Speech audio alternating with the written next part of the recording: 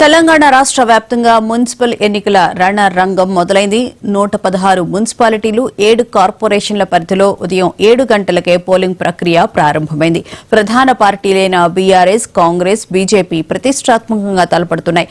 మొత్తం 2581 ward councillor, 414 corporator స్థానాలకు voting జరుగుతోంది. మక్తల్లో విషాదకర ఘటన చోటు చేసుకోవడంతో ఒక వార్డులో ఎన్నిక వాయిదా పడింది.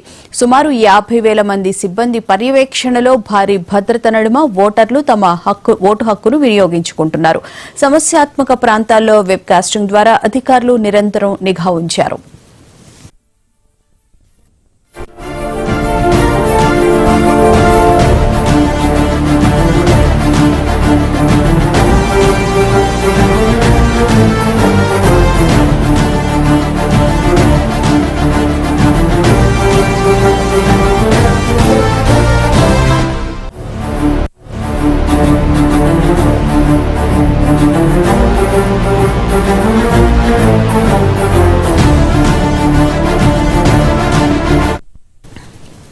తెలంగాణ మున్సిపల్ ఎన్నికల పోలింగ్ పర్వం ఉత్సాహంగా మొదలైంది. రాష్ట్రంలోని 116 మున్సిపాలిటీలు, 7 కార్పొరేషన్ల పరిధిలో ఓటర్లు ఉదయాన్నే పోలింగ్ కేంద్రాలకు తరలివస్తున్నారు.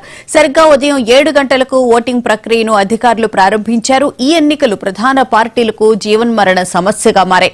పట్టణ ప్రాంత అభివృద్ది, సంక్షేమ పథకాలే ఎజెండాగా ఓటర్లు తమ తీర్పును బ్యాలెట్ బాక్సుల్లో నిక్షిప్తం చేస్తున్నారు. గ్రేటర్ మున్సిపాలిటీలతో పోలిస్తే చిన్న మున్సిపాలిటీల్లో ఓటింగ్ శాతం ఎక్కువగా నమోదయ్యే అవకాశం కనిపిస్తోంది. పార్టీల అభ్యర్థులు తమ విజయాలపై ధీమా వ్యక్తం చేస్తూ ఓటర్లను పోలింగ్ కేంద్రాల వైపు మళ్లించే ప్రయత్నం చేస్తున్నారు.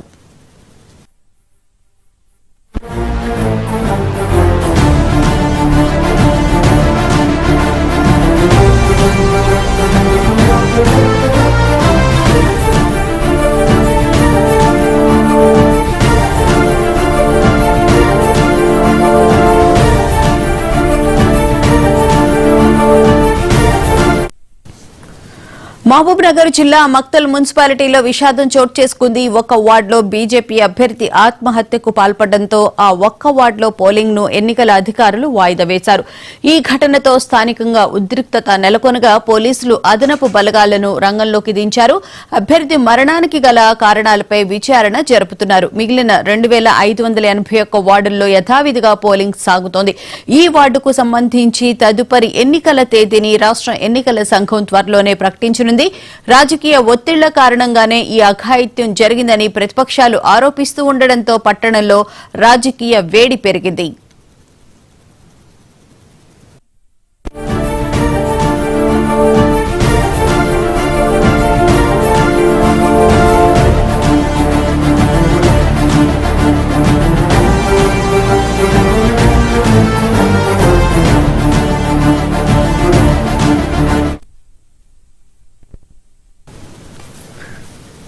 ఈ మున్సిపల్ ఎన్నికలు బీఆర్ఎస్, కాంగ్రెస్, బీజేపీలకు అత్యంత ప్రతిష్టాత్మకంగా మారాయి. అధికారంలో ఉన్న కాంగ్రెస్ పార్టీ తన పట్టు నిలుపుకోవాలని చూస్తూ ఉండగా బీఆర్ఎస్ తిరిగి పుంజుకోవాలని పట్టుదలతో ఉంది. అటు బీజేపీ సైతం పట్టణ ఓటర్లపై భారీగా ఆశలు పెట్టుకుంది. మొత్తం 414 కార్పొరేటర్ స్థానాల్లో గెలుపు గుర్రం ఎక్కేందుకు అగ్రనేతలు ప్రచారంలో చెమటోడ్చారు. వార్డుల వారీగా స్థానిక సమస్యలు, ఎన్నికల ఫలితాలను శాసించనున్నాయి. త్రిముఖ పోటీ నెలకొన్న చోట ఓట్లు చీలితే ఎవరికి లాభం కలుగుతుందనే ఉత్కంఠ సర్వత్రా నెలకొంది. ఓటర్లు సైతం మౌనంగా ఉంటూ తమ తీర్పును పోలింగ్ కేంద్రాల్లో చూపిస్తున్నారు. ఇక ఇదే అంశానికి సంబంధించిన పూర్తి వివరాలను మా ప్రతినిధి రామ్ నరేష్ పటాన్చెరువు నుంచి లైవ్ లో అందిస్తారు. రామ్ నరేష్, చెప్పండి, పోలింగ్ సరళి ఏ విధంగా ఉంది? ఓటర్లందరూ తమ ఓటు హక్కు వినియోగించుకోవడానికి రావడం జరుగుతుందా? బూనా, మున్సిపల్ ఎన్నికలు రాష్ట్ర వ్యాప్తంగా ప్రశాంతంగా ప్రారంభమని చెప్పొచ్చు. ఉదయం 7 గంటలకు మొత్తం పోలింగ్ ప్రక్రియ అయితే ప్రారంభమైంది. రాష్ట్ర వ్యాప్తంగా చూసుకుంటే 116 మున్సిపాలిటీలు, 7 కార్పొరేషన్లకు సంబంధించి 2996 ఏదైతే వార్డులు ఉన్నాయో ఆ వార్డులకు సంబంధించి ఎన్నికలు అయితే జరుగుతున్నాయి. మొత్తం 12,994 మంది అభ్యర్థులు ఈ ఎన్నికల్లో అయితే తమ భవితవ్యం కోసం పోటీ చేసిన పరిస్థితి ఉంది. ప్రధానంగా చూసుకుంటే పలు పార్టీలకు సంబంధించి ఇప్పటికే ఇటు కాంగ్రెస్ పార్టీ కానీ, ఇటు బీఆర్ఎస్ పార్టీ కానీ, అదేవిధంగా ఇటు అన్ని పార్టీలు కూడా ప్రధానంగా పోటీ చేసిన పరిస్థితి ఉంది. అయితే ఈ ఎన్నికలను చాలా కీలకంగా భావిస్తున్న పరిస్థితి ఉంది.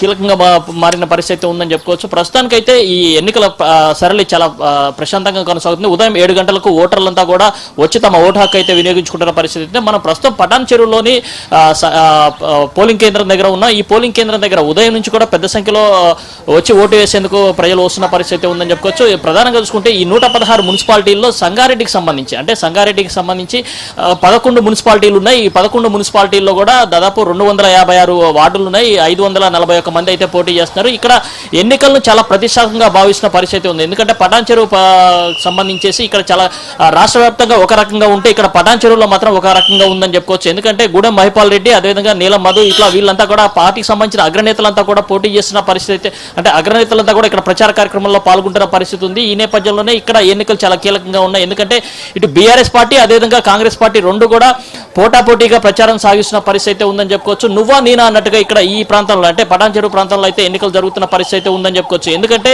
ఇక్కడ ఏదైతే గూడెం మహిపాల్ రెడ్డి కారు గుర్తుపై గెలిచి ఆ తర్వాత కాంగ్రెస్ పార్టీలోకి వచ్చారో, అయితే కాంగ్రెస్ పార్టీలోకి వచ్చిన తర్వాత గుర్తింపు లేకపోవడంతో ఆయన మళ్ళీ బీఆర్ఎస్ పార్టీకి సంబంధించిన అభ్యర్థులను గెలిపించాలంటూ కూడా ఇటీవల వ్యాఖ్యలు చేశారు. ఈ నేపథ్యంలోనే ఈ మున్సిపాలిటీకి సంబంధించి చాలా కీలకంగా, అంటే ఇక్కడ ఏదైతే పటాన్ చెరువులోనే 5 మున్సిపాలిటీలు ఉన్నాయి. ఈ 5 మున్సిపాలిటీలు కూడా చాలా కీలకంగా మారే అవకాశాలు ఉన్నాయి. దీంతో ఇక్కడ ఉన్న అభ్యర్థులను గెలిపించాలంటూ కూడా గూడెం మహిపాల్ రెడ్డి పిలుపునిచ్చిన నేపథ్యంలో ఇటు కాంగ్రెస్ పార్టీ నుంచి నీలం మధు కానీ వీళ్ళంతా కూడా తమను గెలిపించాలంటూ కూడా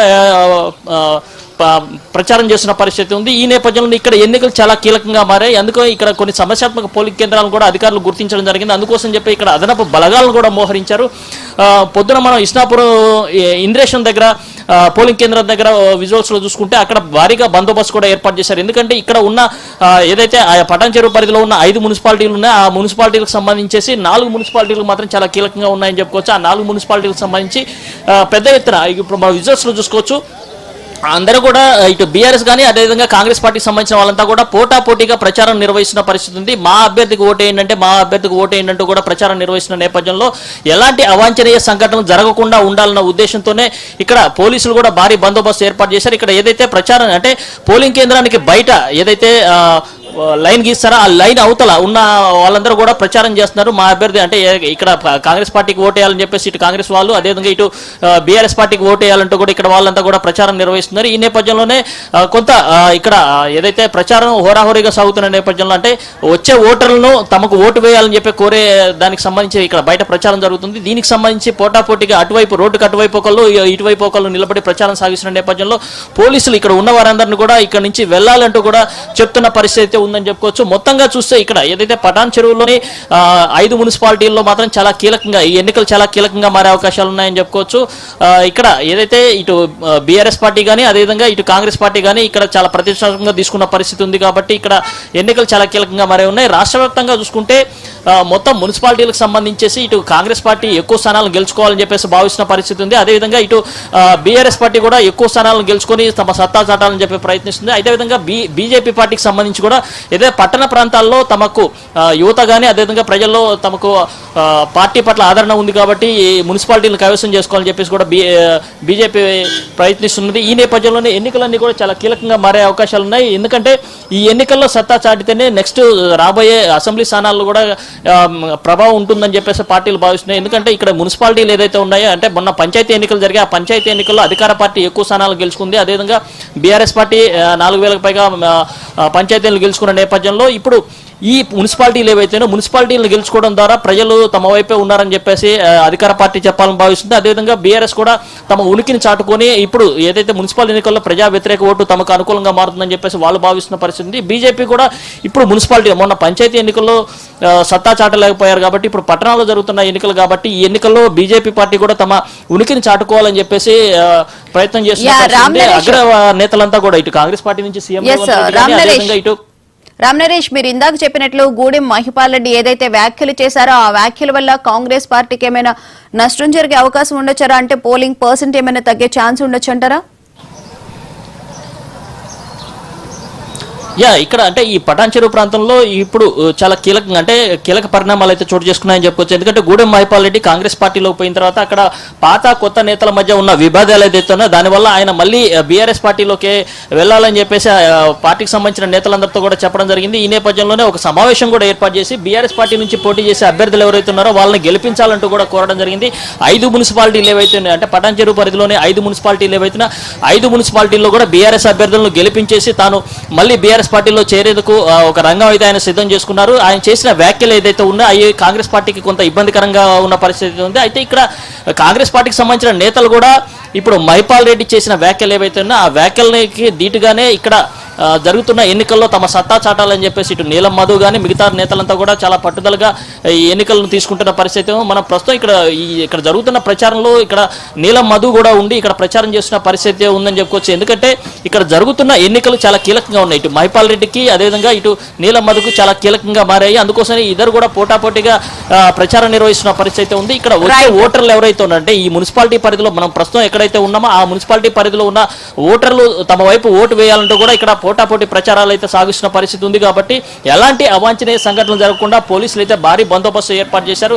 ప్రస్తుతం మనకు అందుతున్న సమాచారం ప్రకారం ఉదయం 7 గంటల సమయంలో కొంత మందకొడిగా సాగినప్పటికీ కూడా 8 గంటల నుంచి కూడా ఏదైతే పోలింగ్ ప్రక్రియ చాలా ఊపందుకుంది. ఇప్పటికే చాలా పోలింగ్ కేంద్రాల్లో బారులు తీరిన పరిస్థితి అయితే కనిపిస్తుందని చెప్పుకోవచ్చు. ఎందుకంటే 10 నుంచి 11 వరకు కూడా పోలింగ్ పర్సెంటేజ్ మరింత పెరిగే అవకాశాలు అయితే ఉన్నట్టుగా ఒక సమాచారం అయితే అందుతుంది. Right, thank you Ram Naresh.